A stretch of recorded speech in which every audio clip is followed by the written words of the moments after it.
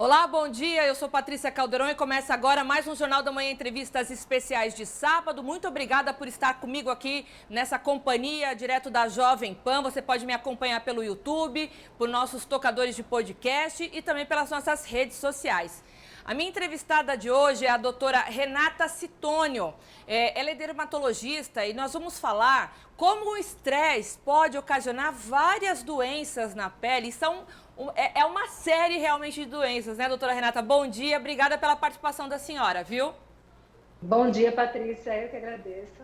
É um prazer estar aqui com vocês, falando sobre um tema tão importante, né? Sobre o estresse relacionado às doenças de pele, que é uma coisa que a gente vê todos os dias, que realmente tem muita doença de pele que é ou causada ou piorada pelo estresse. Então, doutora, eu listaria algumas aqui, né?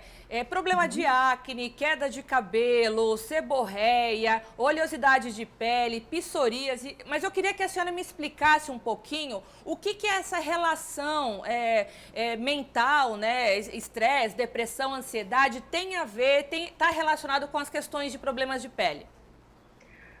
Olha, Patrícia, quando a gente vai se formar, né, lá na embriologia do bebê, a pele e o cérebro, eles são formados a partir do mesmo tecido, que chama ectoderma. E depois é que ela vai se dividir em pele e cérebro. Então, eles têm uma ligação desde lá do nosso útero, né? Do útero da nossa mãe. E aí, quando a gente fica estressada, quando fica triste, quando tem uma depressão, ou quando acontece algum evento muito impactante, como uma perda, uma separação na nossa vida, o nosso cérebro, ele começa a produzir algumas substâncias, alguns mediadores químicos, e a pele também produz os mesmos mediadores. Essas substâncias vão agir na pele e causar inflamações, coceiras, vão alterar a barreira cutânea, que é a camada protetora que envolve a nossa pele.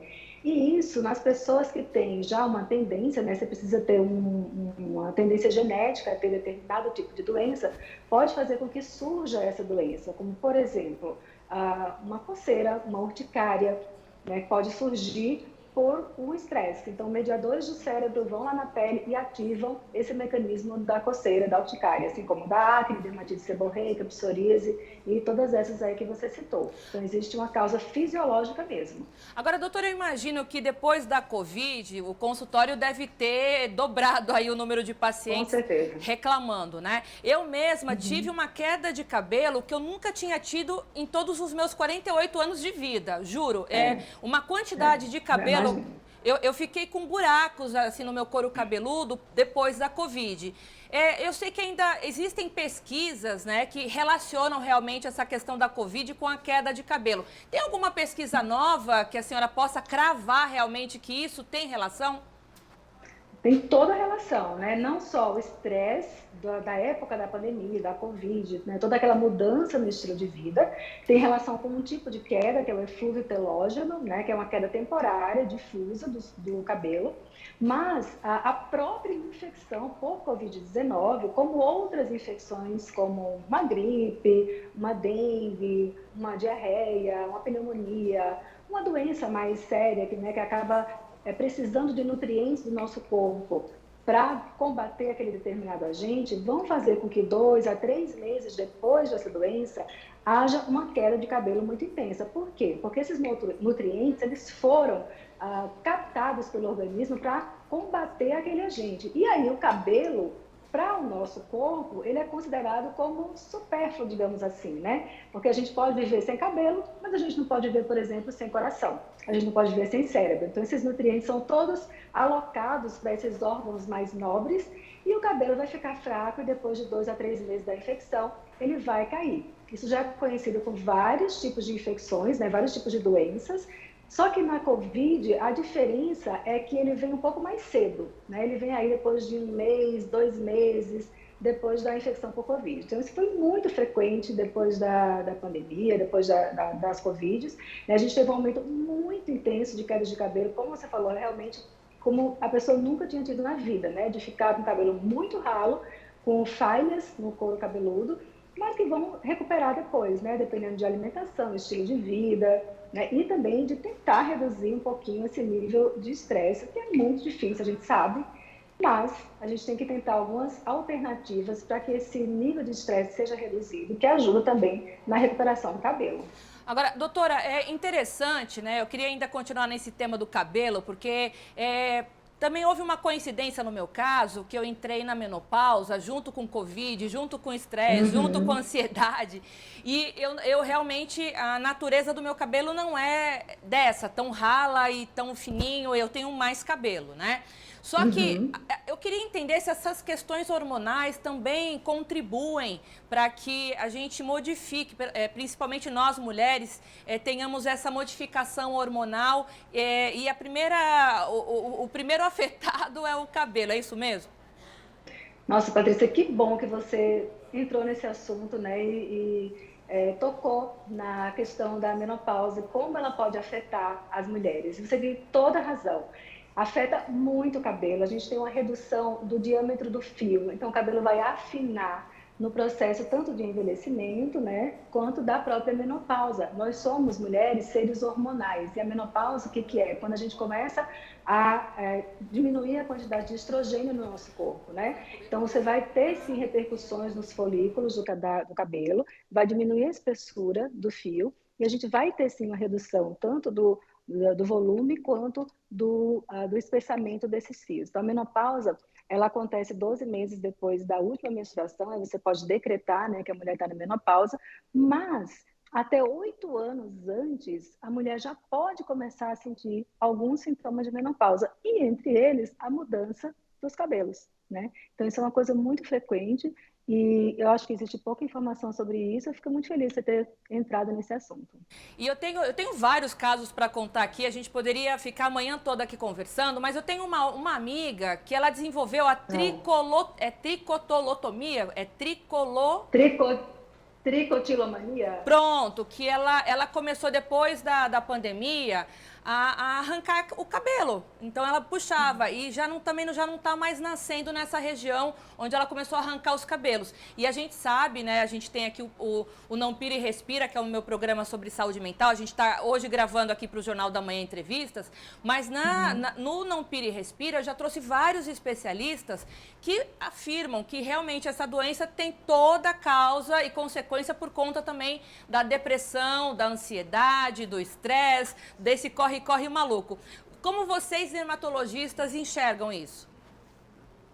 A tricotilomania, ela não é só frequente em adultos, ela é frequente também em crianças, né? E ela é um sintoma de estresse, de doença psicológica, de doença mental, né? A gente tem que trabalhar junto com o psicólogo, junto com o psiquiatra, e o mais importante nesse caso é educar o paciente, né? Que aquilo ali está acontecendo por um motivo de problema psicológico mesmo, porque às vezes a pessoa acha ou bota na cabeça que ela está coçando e que ela tem que coçar e arrancar aquele cabelo. Alguns pacientes acham que tem algo, tem piolho e vão arrancar aquele cabelo ali. E é como você falou, de tanto arrancar, chega uma hora que o couro cabeludo vai cicatrizar e naquela área a gente vai ter uma alopécia cicatricial, ou seja, uma área sem pelo, sem cabelo nenhum. Então, a gente tem que trabalhar junto com outras especialidades, né? Muito na educação desse paciente e principalmente com o psicólogo e com o psiquiatra. São as três especialidades juntas. Doutora, eu queria trazer também o assunto da psoríase, né? Que tem totalmente relação também com essa questão dos transtornos mentais, né? No caso, no consultório, como essas doenças... É uma doença autoimune? O que quer dizer a psoríase? Como que se desenvolve? Quais são os sintomas?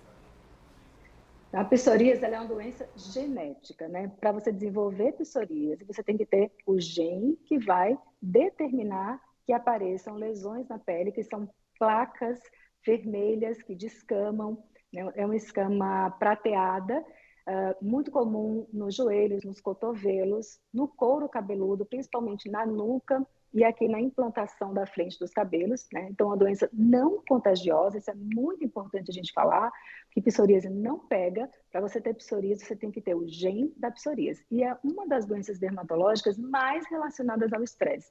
Então, ela pode se desenvolver tanto na infância quanto numa idade mais avançada. E aí, às vezes, ela se desenvolve, digamos, aí aos 50 anos, a pessoa, mas eu nunca tive isso.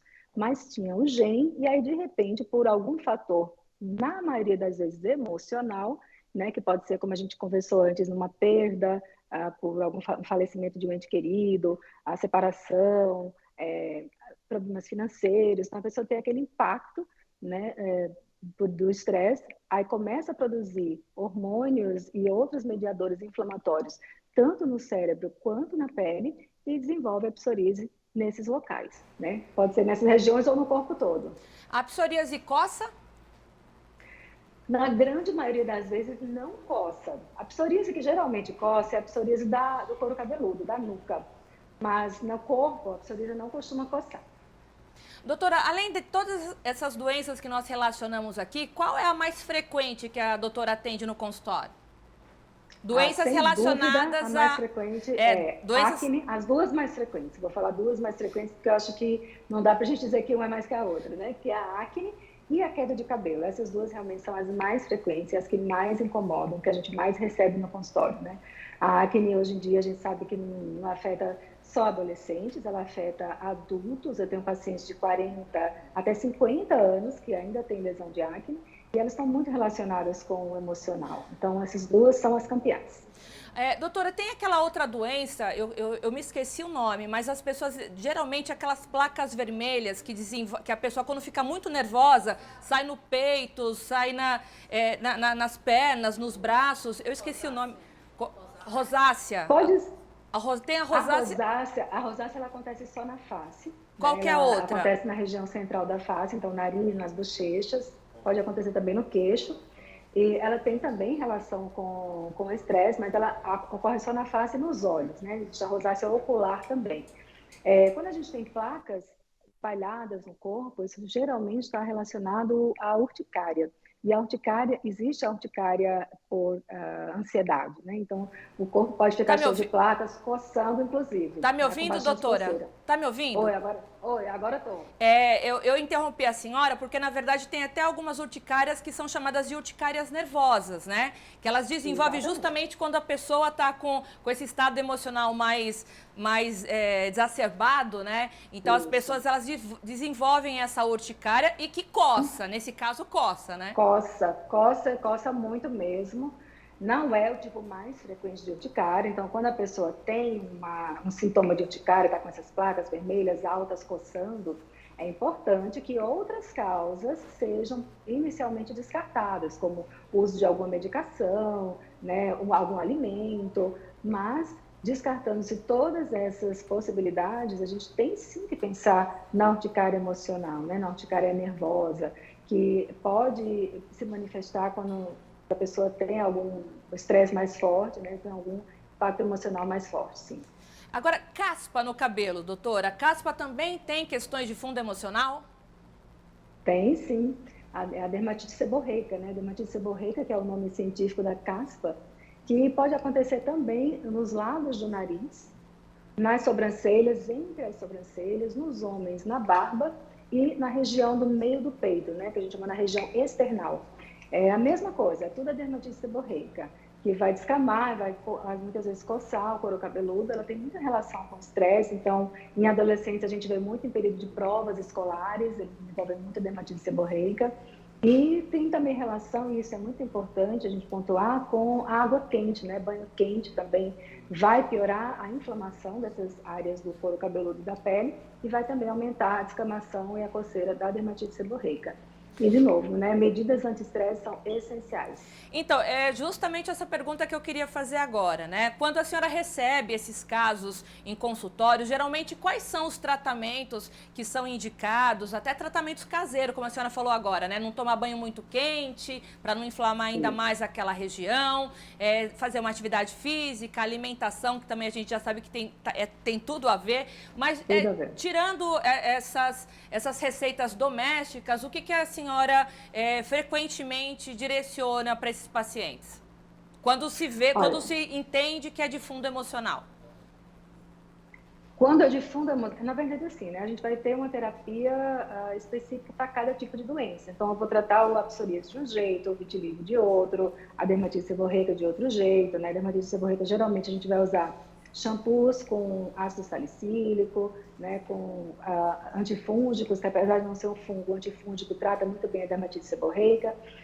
E aí, cada uma dessas doenças vai ter um tratamento específico com medicação, né? E para combater o estresse, a gente precisa realmente, né, entrar numa atividade física, fazer um yoga, procurar se afastar, se possível, daquele fator que está te causando aquele sofrimento emocional, né? Às vezes é difícil, mas a gente tenta. E hidratar muito bem a pele, né? Porque a gente sabe que toda inflamação da pele, todas essas doenças, a gente está falando de pele inflamada. Quando a pele inflama, a nossa barreira cutânea é danificada, né? Que é essa camada que recobre, que protege a nossa pele.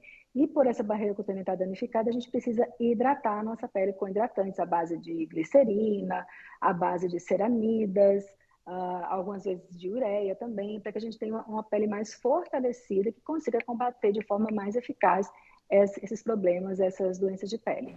A gente falou da psoríase, né? Eu queria Uhum. voltar a falar. Existe alguma correlação também de alimentação que possa piorar um quadro da pessoa com psoríase? Nada comprovado que a alimentação tem relação com psoríase. Isso é muito individual. Não existe na literatura médica nada que comprove que determinado alimento piora as lesões de psoríase. Existem relatos de alguns pacientes que sentem no seu dia a dia que quando comem determinado alimento pode aparecer uma placa ou outra, mas isso não é comprovado. Então, não existe restrição alimentar para pacientes com psoríase, né? A não ser pacientes que tenham algum problema de colesterol, triglicerídeo, que pode ser mais frequente em pacientes com psoríase. Aí você vai fazer aquela dieta, né, pobre em gorduras, em massas, em farinha branca, que na verdade é indicado para todo mundo, né? Doutora, eu sei que você é dermatologista, né? Não é nutricionista, mas eu vou fazer uma pergunta para saber se é mito ou verdade, porque a senhora é médica. Em relação Uhum. do chocolate com a acne, quando a doutora Sim. recebe alguém com a pele bem machucada por conta da acne, né? Qual é a relação que o chocolate tem? Piora realmente?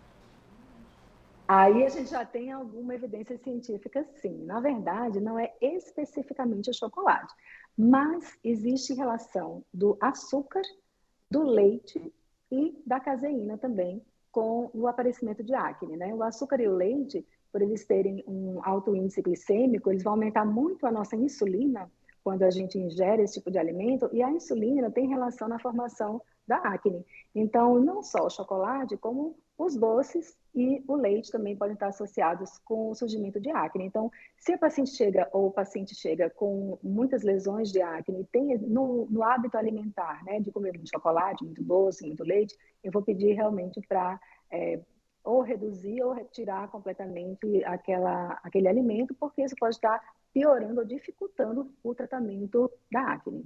Doutora, a gente está no finalzinho, mas eu queria. Eu estou recebendo várias perguntas aqui. Eu estou gravando, mas eu estou aqui acessando o nosso e-mail da nossa produção.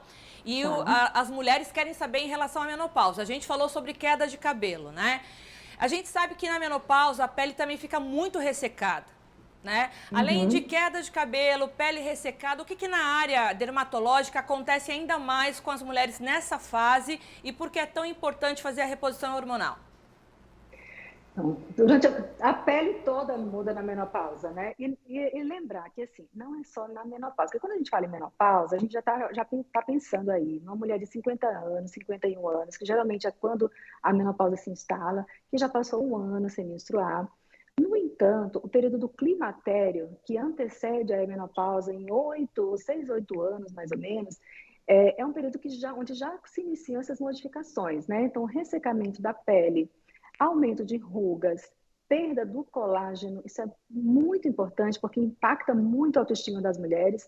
A gente tem, no decorrer da nossa vida, a partir dos 25 anos de idade, a gente começa a ter uma balança negativa entre a produção de colágeno e o consumo, né? Então, a partir dos 25 anos, a gente fala que a gente perde 1% do colágeno todos os anos. Quando a gente chega lá na menopausa, nos primeiros anos de menopausa, a gente vai perder 30% desse colágeno em 5 anos. E isso vai proporcionar uma queda facial muito grande, uma flacidez muito intensa que se instala aos olhos da mulher, né, nesses 5 anos, de forma muito rápida, que pode impactar muito a autoestima da mulher. Né? Então, ressecamento vaginal também pode acontecer, né, porque a gente diminui a produção de colágeno, diminui a produção do nosso próprio ácido hialurônico, das nossas células, e isso vai fazendo com que a pele fique mais murchinha, mais seca, com menos vício e menos brilho. Então, isso é uma queixa muito frequente de mulheres, tanto no climatério, que é esse período que antecede, quanto na menopausa, né? Essa perda do brilho da pele, a perda do viço, o afinamento dos cabelos, as unhas enfraquecidas, tudo isso por conta da deficiência do estrogênio, que vai se reduzindo durante a menopausa. Outras coisas também que podem acontecer, né, é o aumento de pelos em áreas indesejadas. Então, a gente diminui, olha só o que acontece, hein? A gente diminui o cabelo da cabeça e aumenta pelo em outras regiões, como, por exemplo, o queixo e aqui na região supralabial, né, no famoso bigode. Então, essas áreas podem aumentar o pelo. Eu já tô passando a mão aqui, doutora, no meu queixo. Mas por que que isso acontece? É com todo mundo que acontece, não tem muito jeito, a gente tem que se cuidar, né? Procurar identificar o mais precocemente possível esses sinais e sintomas, tanto com o dermatologista como com o ginecologista, né? Então a gente recebe, às vezes eu recebo pacientes de 35 anos aqui na clínica que eu já percebo alguma alteração relacionada com o período do climatério, porque hoje em dia está cada vez mais frequente, né, a menopausa precoce. Então você intervir logo no início, intervir enquanto as alterações ainda não estão instaladas, né, é muito importante para a gente melhorar a qualidade de vida, melhorar a autoestima. E hoje ainda existe alguma polêmica sobre a terapia de reposição hormonal, mas muito menos do que antigamente, né? Hoje a gente já sabe que pode ser realmente muito benéfica para a grande maioria das mulheres, a não ser que tenha alguma contraindicação, como, por exemplo, um histórico familiar de câncer de mama, ou que a própria mulher tenha tido um câncer de mama, e aí não vai poder fazer terapia de reposição hormonal, mas para grande parte das mulheres tem sido uma coisa que muda a vida mesmo, né? Que vai dar qualidade de vida a muitas de nós que vamos precisar realmente dessa reposição do estrogênio, que nos faz muita falta. E para finalizar, doutora, a gente sabe que a pele é o maior órgão do corpo humano, né? Então a gente, geralmente as mulheres, os homens que vão no dermatologista se preocupam muito com a questão facial, mas a gente sabe que ressecamento de cotovelo, de joelho, de perna, nos pés, o ressecamento principalmente para as mulheres nessa fase também da menopausa, ele meio que piora também, né? Os joelhos, eles ficam muito ressecados. Eu tô reparando também o meu cotovelo, que já é uma área ressecada, mas piorou. Então, assim, o hidratante diariamente é o indicado para o corpo todo? Patrícia, você sabe assim, que a pele ela é 10 a 15% do nosso peso, para você ver como ele é um órgão super importante, né? É o maior órgão do corpo humano. E na menopausa a gente tem sim um ressecamento bem intenso da pele. Essas áreas como os joelhos, cotovelos, os pés, elas são áreas de pele mais grossa, então a gente sente um ressecamento mais intenso nessas regiões. Lembrando que ressecamento pode ser causa de coceira, então às vezes você está com o tornozelo, né, a região anterior da perna vermelha, descamando, coçando, acha que é uma alergia, pode ser pura e simplesmente ressecamento. Então o que a gente indica? Banho morninho, nada de banho saindo fumaça. Eu sempre falo isso para meus pacientes, né? Porque às vezes a gente fala, você toma banho quente? Não, não tomo banho quente. Sai fumaça no banheiro? Sai fumaça no banheiro. Então não pode sair fumaça no banheiro. E depois que sair do banho, o hidratante deve ser aplicado até 3 minutos. Então você vai se secar e até 3 minutos depois do banho aplicar o hidratante para que ele realmente seja bem absorvido e vá renovar aquela camada mais superficial da pele e proteger a sua pele e fazer realmente as suas funções, né? Importante dizer que eu estou falando aqui de hidratantes com ativos medicamentosos, né? Como a ceramida, a gente já falou, glicerina, como a ureia, não são os hidratantes perfumados, cheirosinhos, que a gente usa para ficar cheirosinha depois do banho, né? Não é isso, é hidratante mesmo medicamentoso para a gente repor essas estruturas da barreira cutânea que ficam danificadas e ficam ausentes ou diminuídas durante o processo de ressecamento.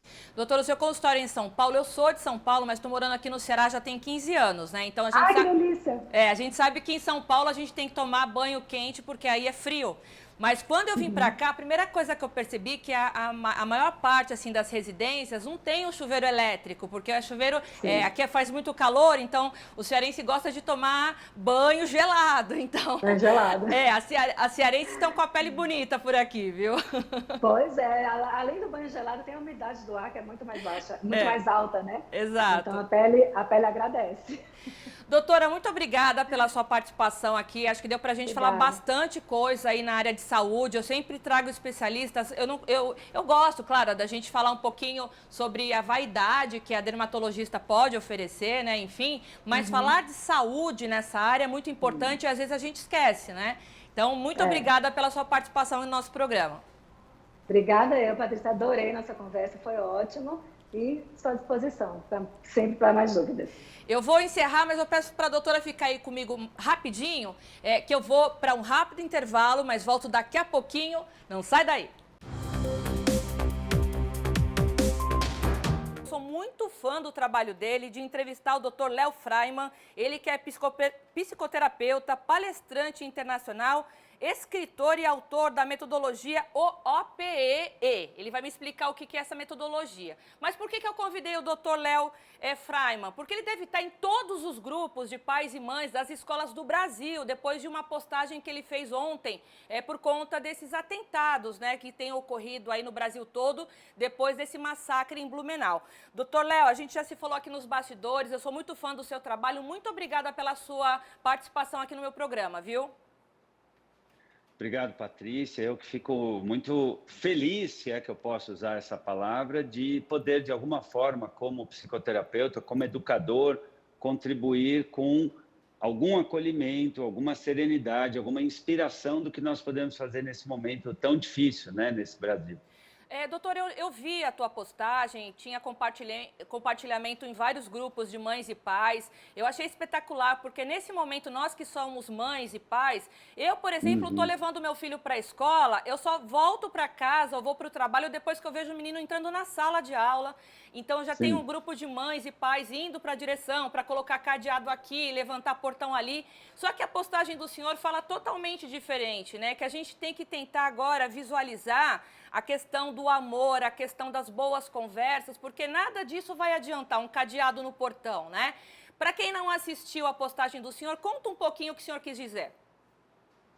Sabe, Patrícia, existe, diante de situações difíceis, trágicas, pesarosas, uma ilusão de seres humanos, normal, quem nunca, de que a gente vai ter uma solução, em definitivo, que vai realmente dar conta de todas as questões. Então, em primeiro lugar, a gente precisa lembrar, psicopatas, sociopatas, infelizmente, existem na sociedade humana. Tá? Não tem como a gente blindar a vida de acontecimentos que, graças a Deus, são raríssimos. Tá? Se a gente olhar o número, claro que cada vida é uma humanidade, mas se a gente olhar o número real e concreto de ações de psicopatas, sociopatas, num mundo de 8 bilhões de pessoas, é, graças a Deus, muito raro. E aí a gente tem que tomar um cuidado muito grande de não entrar numa histeria coletiva, num drama coletivo e trazer para uma situação que já é suficientemente dolorida, pesarosa, justamente o quê? Ego inflamado, cobrando da diretora, do diretor da escola, então vamos subir agora mais 3 metros de muro, vamos botar um policial, vamos dar curso de defesa pessoal para cada professor. Primeiro, porque isso é irrealista. O Brasil não tem verba, não tem estrutura. Segundo, eu sei de países que tentaram situações assim e está comprovado pela história da humanidade que não é pela via da arma, que não é pela via da violência, tá? Que não é isolando ainda mais as pessoas que a gente vai conseguir resultado. A fome, as questões climáticas, o terrorismo, a gente não vai resolver com uma bala de prata ou querendo contratar ali um policial armado de forma particular para cada escola brasileira. A gente não pode esquecer, Patrícia, que a gente como cultura, adora a violência. A gente vê luta o tempo todo na pizzaria, na lanchonete, tá? A gente fala de notícia negativa o tempo inteiro.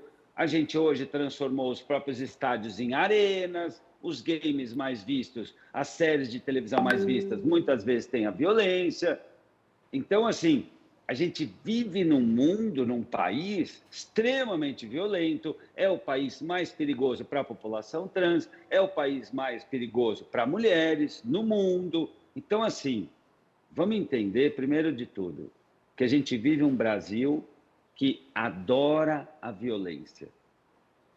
E a gente vai ter que entender que situações assim que a gente está vivendo só vão mudar mesmo a hora que a gente investir seriamente em projetos de vida, em formar crianças e adolescentes que amem a si mesmas, que amem umas às outras, que amem a vida, que no lugar de quererem ser importantes, se importem.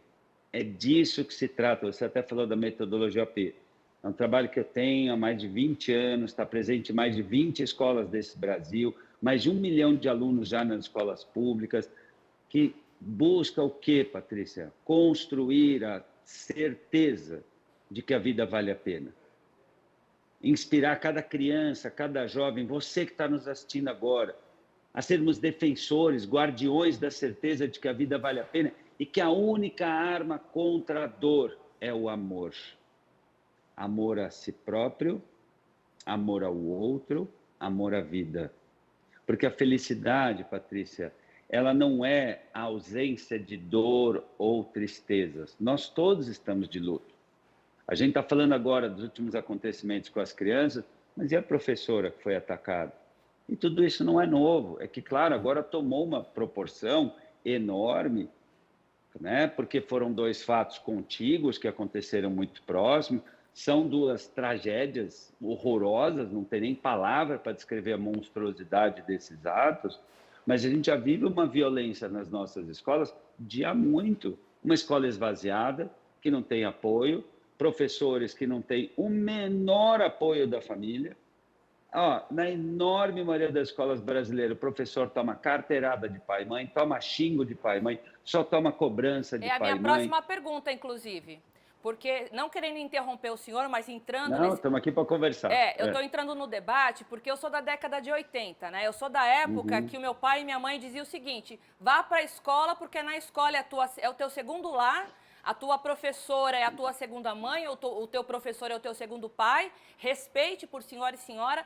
E o que a gente vê hoje nas redes sociais, realmente pegando um gancho no que o senhor falou, da violência contra os professores, né, que na nossa época era o mestre com carinho, hoje a gente não tem mais eu tento passar isso para os meus filhos e eu imagino que muitos pais passem também, mas o que a gente vê numa grande maioria é o desrespeito, não só pelo cidadão, pelo ser humano, mas pela função do professor lá na sala de aula, né, doutor? Que realmente acorda cedo, ganha pouco, vai para poder enfrentar esse tipo de coisa. E no caso da professora, perdeu a própria vida aos 70 e poucos anos, prestes a se aposentar, né? Então, a pergunta que eu faço para o senhor é o seguinte: qual seria a saída para tudo isso, para a gente tentar voltar esse respeito em relação às escolas? É investimento público? São palestras? São encontros entre pais, mães?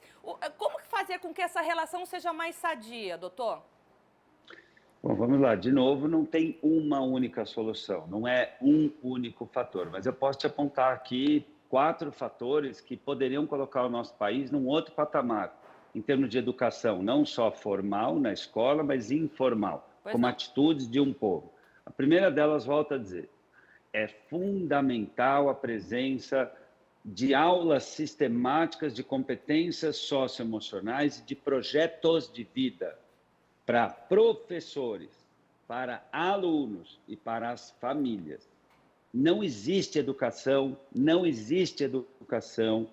que não trabalhe a família, os educadores e os alunos. Para além da matemática, da física, da química, é preciso o aluno aprender valores, caráter, aprender a lidar com as frustrações, aprender a se conhecer, a desenvolver sua inteligência emocional, aprender a perceber o sentido da vida, aprender a ver valor em servir, aprender a ver valor em criar conexões positivas, a escolher uma profissão que tenha sentido. Porque isso, Patrícia, este conjunto de competências sociais, emocionais e de um projeto de vida, ou seja, eu vou pensar no meu futuro, eu vou transformar os meus sonhos em projetos e vou me comprometer com eles. É isso que dá o sentido de vida. E as pesquisas internacionais, olha que lindo isso, Patrícia, as pesquisas internacionais mostram quem tem um projeto de vida não se torna um refém fácil de um projeto de morte. Só para dar um dado para você, hoje a gente tem 10 vezes mais depressão do que na década de 60. Uma distração generalizada. A gente nunca teve tanto suicídio, autolesão de criança, de jovem. Nunca teve tanta obesidade, tanta criança, adolescente, adulto viciado em tela. Então, como eu estava falando, a nossa sociedade, ela cultiva muito frequentemente projetos de morte. E a gente precisa criar projetos de vida. Esse é o primeiro aspecto. O segundo aspecto não é só mais dinheiro, é o dinheiro bem aplicado, tá? É o dinheiro bem aplicado, fundamentalmente na formação de professores. Está acontecendo uma tragédia silenciosa no mercado educacional brasileiro, que é a substituição, o sucateamento da figura do educador por tablets, por internet, por meios digitais. Isso é uma tragédia, escreve o que eu estou falando, tá? Isso é a desconstrução, é bizarro, e se você olhar isso, não é a opinião do Léo, não. Se você olhar os estudos internacionais do PISA, a prova de referência internacional de padrão cognitivo, que avalia desempenho acadêmico, os países que investiram pesado, tá? Os municípios, os estados, os países que investiram pesado em tecnologia em detrimento do professor, os resultados foram trágicos. É uma tragédia investir pesadamente em tela e não investir na formação do professor, na saúde mental do professor, no acolhimento do professor, na premiação de professores que têm boas práticas, no aperfeiçoamento continuado dos educadores. Quem é que está falando do sentido de vida, do projeto de vida, do emocional, da saúde mental do professor? Ninguém. Então, em 5, 10 anos, se a gente não mudar radicalmente isso, não vai ter mais professor, porque os professores estão esgotados, cansados, estressados, tomando tapa na cara de pai, de mãe, porque hoje, se um professor dá uma nota ruim, é familiar colocando lá no grupo de WhatsApp, nossa, não acredito, que absurdo, porque essa professora, porque essa ridícula, vou falar com meu marido. É uma onda de carteirada em cima do professor, e neste mundo que a gente está aprendendo a endeusar as crianças e a humilhar os professores, a gente está tornando o nosso futuro uma catástrofe iminente. O terceiro... Antes do senhor ir para o terceiro tópico, não vamos fugir desse raciocínio, mas só tomando um gancho, que no Rio de Janeiro teve um caso de uma professora que mandou um bilhete para o pai de um adolescente que ele estava com uma arma branca na mochila, e o próprio pai falou assim, e daí? Ele está indo para se defender. Quem vai aí fazer uma visitinha para o senhor sou eu. Então, é justamente isso que o senhor disse, né? É isso que eu estou falando. O terceiro grande fator é preciso um trabalho muito sério a nível federal, estadual, municipal, de educação familiar, tá? Eu tenho até um livro que versa sobre isso, que chama-se A Síndrome do Imperador, em que eu explico justamente que crianças, adolescentes que não sabem se frustrar, dividir, esperar, compartilhar, resiliar, que não criam, não resolvem as suas questões, muito facilmente se tornam chatas, birrentas, mimadas, folgadas, agressivas, imediatistas e também potencialmente até drogadas, porque não aprenderam a ter autonomia, não aprenderam a governar o seu mundo interno. E aí é muito facilmente presa de uma droga, seja ela lícita ou ilícita, né? Pode ser o açúcar, pode ser o game, pode ser maconha, pode ser o álcool, pode ser a agressividade, ou seja, existem muitas formas de entorpecimento quando uma pessoa não tem um sentido de vida, não tem um projeto de vida, não percebe a vida como um constante aprendizado, não vê sentido em lidar com a dor, não vê sentido em aprender com as dificuldades. Então, veja, de novo, a gente precisa entender que educação, Patrícia, não é o que acontece só na matemática e na história, na sala de aula. Educação é algo que a gente vai ter que entender, que a gente vai ter que colocar como um plano mesmo, oficial, né? Educação familiar, mostrar aos pais o que é o papel deles, tá? Inclusive, na página 118 desse livro, assim, do Imperador, eu coloco, claro, um modelo, uma proposta de direitos e deveres da família em relação à escola. Porque os pais, quando fazem essas bizarrices, né, de ameaçar o professor, de dizer para a professora, mas dá um ponto aí para o meu aluno, larga de ser chata. Ai, professora, para que cobrar tanto? Essa mãe, esse pai está movido pelo amor. No coração dele, ele está ajudando o filho dele, mas ele está criando uma catástrofe. Ele está ensinando o filho dele a desonrar aquele que o levaria para um futuro honroso. E que É isso que está e acontecendo. que tem uma autoridade em sala de aula, né? Exato, é o que eu costumo falar, até nesse vídeo que você me comentou lá, que está com alguns milhões de visualizações, eu explico claramente, eu falo para o pai e para a mãe, né? Você que está assistindo a gente, que é pai, que é mãe, quem você acha que ama, se importa, se interessa e que tem condição de educar o teu filho junto com você? Depois de você acha que quem ama mais teu filho nesse mundo? É o professor, cara, é a professora. Baixa a bola, amigo. É teu único parceiro, talvez é teu último parceiro. É esse professor que quer ver teu filho se tornar gente. Gente trata gente com gentileza. E educação é sempre um trabalho de parceria entre família e escola. Quando não há um laço, quando há um nó entre a família e a escola, os resultados, tanto em termos de andamento como rendimento, não acontecem. Doutor, então para a gente continuar nesses grupos de pais e mães, porque a gente sabe que de alguma forma a gente está lá tentando entender não só os últimos acontecimentos, mas esses grupos eles são importantes para a gente conhecer um pouquinho também das famílias, né? O que o senhor sugere? Porque acabando o programa aqui eu vou lá direto para o meu grupo para falar que eu entrevistei o senhor. Qual que é a dica aí dos grupos de pais e mães? A grande dica é a seguinte: gente, vamos tomar a consciência, em vez de a gente ficar tomando álcool, droga para esquecer da vida, vamos tomar vergonha na nossa cara e vamos entender que o único parceiro com o qual a gente pode contar de verdade é esse professor, essa professora. Então, se nesse grupo aqui tem uma psicóloga, vamos oferecer uma roda de conversa, de acolhimento e de inspiração com os professores. Se nesse grupo aqui, né, tem um administrador, vamos pensar junto como é que a gente pode levantar um recurso para a gente fazer alguma melhoria no grupo da escola. Vamos criar canais de conversa para a gente reforçar os nossos valores em comum? Vamos começar a olhar um pouco para a gente, que tipo de pai, que tipo de mãe nós somos? Vamos colocar a mão na consciência e entender que o cliente não tem sempre razão, não? Porque se eu for numa companhia aérea, quiser embarcar com uma prancha de surf, eu não vou embarcar com uma prancha de surf só porque eu estou pagando. Se eu for numa hamburgueria e pedir pizza, eu não vou poder pedir pizza só porque eu estou pagando. Vamos entender que essa ideia de que o cliente tem razão é uma babaquice, é uma infantilidade, é um ato canalha, de que agora que a gente está pagando, a gente vai o quê? Colocar os nossos ressentimentos da infância, dando de dedo na cara da professora, porque lá na quinta série eu tive que, de repente, receber regra e fazer atividade no papel ao maço, isso deixou ferida. Vai tratar na terapia. Vamos tratar nossos ressentimentos, nossas mágoas, nossas dores do passado na nossa terapia. Vamos trabalhar agora como adulto. Por quê? Um profissional que trabalha na logística não vai colocar lá no grupo da empresa, nossa, que ridículo o pessoal de TI, o que eles fizeram. O pessoal de TI não vai colocar, nossa, o pessoal de marketing fez uma campanha ridícula. O pessoal de marketing não vai falar assim, nossa, o pessoal de engenharia fez uma obra péssima, horrorosa, isso não podia ficar assim. Então, nos grupos de WhatsApp, a gente tem que ter conversas propositivas, construtivas, entre adultos, com respeito absoluto. Não há professor perfeito. Professor erra, professor não faz tudo perfeito, porque nenhum professor faz, porque nenhum profissional faz.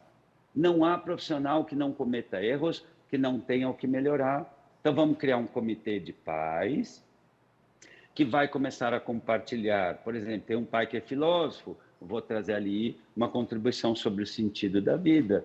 Tem ali uma mãe que é historiadora, eu vou trazer ali uma reflexão, um post, um filme, que de repente vai versar sobre superação. Olha, eu sou um pai que eu sou psicólogo, eu posso oferecer aqui para os pais um trabalho de reflexão sobre como ajudar os filhos a desenvolverem autonomia. Aí tem uma mãe eu vou marcar uma hora. Tem uma mãe jornalista. Entende, Patrícia? Aí tem uma mãe jornalista, doutor, que vai colocar no grupo uma entrevista com o doutor Léo Freiman.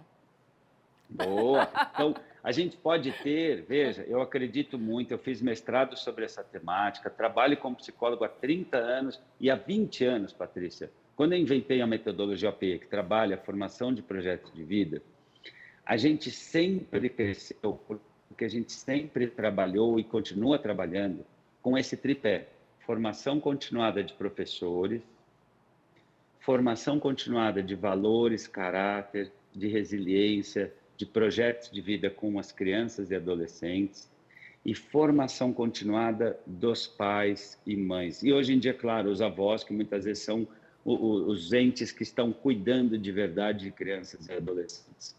Então, a gente precisa aprender a conversar entre iguais que se respeitam, que se apreciam, e até onde vai o pai, até onde vai o professor. A gente tem que entender que, para além dos antagonismos, tem que estar o protagonismo.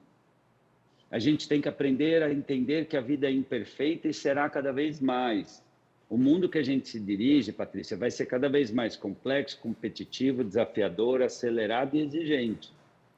Então, as crianças que vêm ali enfrentando o futuro têm que ser preparadas para ter um caráter forte, resiliente, um caráter criativo, um caráter de conexão. Que chance vai ter uma criança de hoje de competir com ChatGPT, com inteligência artificial?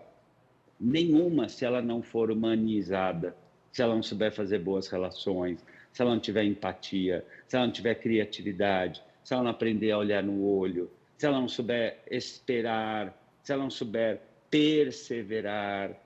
Então, entende? E aí que volta a dizer, as competências sociais e emocionais, né? Empatia, perseverança, pensamento crítico, pesquisa, raciocínio lógico, tomada de decisão, o trabalho em equipe. Estas competências socioemocionais são a base para o que vem acima, que é o projeto de vida, que é aquela decisão que só o humano tem de parar para pensar o que de melhor eu posso trazer ao mundo.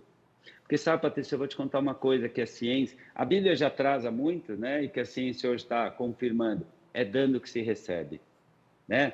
Na medida em que eu te dou um abraço, eu libero dentro de mim ocitocina, dopamina, serotonina, para te dar um abraço, para te dar um sorriso, para te estender a mão, para te acolher. Eu disparo dentro de mim o melhor. Então, a gente precisa ensinar as nossas crianças, né, que esta nossa zanga entre família e escola e essa tentativa de que agora, então, vamos subir muros de 6 metros e colocar lá uma porta giratória que nem banco. Na minha opinião, eu não sou dono da verdade, talvez você ache algum outro especialista que vai te dar dados e fatos melhores, parabéns para ele. De tudo que eu estudei em 30 anos de psicologia educacional, não há caminho que vença melhor a dor do que o amor, do que a certeza de que nós decidimos ser guardiões da certeza de que a vida vale a pena.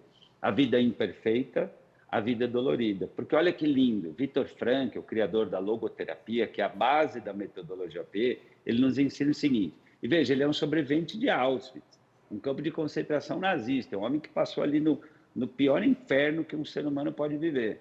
E lá, ele, olha que lindo, lá, e se você está assistindo a gente, de repente você pode querer ver no livro Em Busca de Sentido, ele fala, ali naquela situação, haviam os desistentes e haviam os resilientes. Aqueles que desistiam da vida e aqueles que conseguiam superar as adversidades, com alguma esperança, com alguma serenidade, com alguma saúde mental. E Viktor Frankl fala, citando o filósofo alemão Nietzsche, aquele que tem um para que viver, sobrevive a quase qualquer como viver. Então eu pergunto para você, que é pai que está nos assistindo, você está formando seu filho para entender a vida como o quê? Como um lugar onde ele se serve do mundo, onde o mundo tem que lamber o umbigo do seu filho, ou o seu filho um dia escolher uma profissão para servir a humanidade, para ser uma pessoa boa para o mundo, para fazer a diferença na sociedade?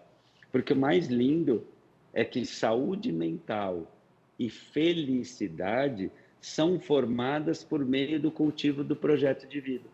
Quem tem um projeto de vida tem orgulho de si, gosta de si, tem mais motivação para estudar, tem mais motivação para superar fases ou momentos difíceis da vida e tem mais motivos, né? Motiva ação, tem mais motivos para agir buscando o bem comum. Porque se eu gosto de mim, eu quero trazer o melhor ao mundo.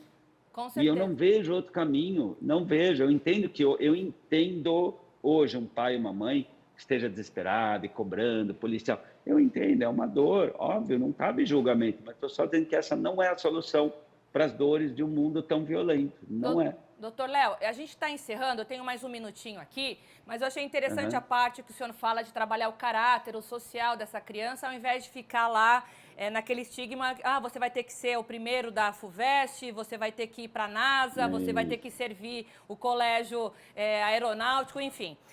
O que a gente realmente entende, eu pelo menos como mãe, eu tento levar esse caráter da criança para a escola, né? Trabalhar o social e o caráter, eu acho isso espetacular, eu concordo com o senhor. Agora, mas finalizando, a gente falou muito do lado dos pais e das mães, mas qual que é a dica que o senhor daria para as escolas?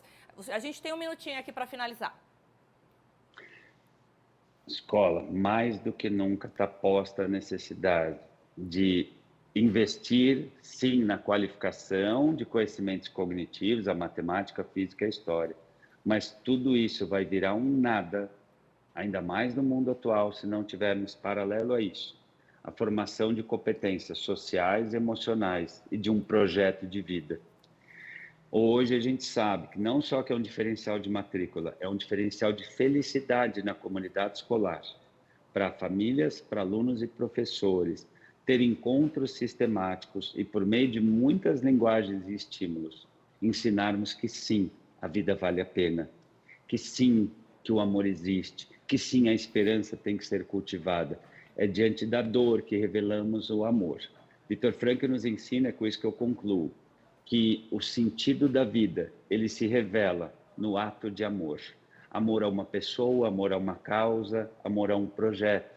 Que tal a gente se unir agora, abaixar um pouco a guarda, um para o outro aqui, você, eu, cidadão comum?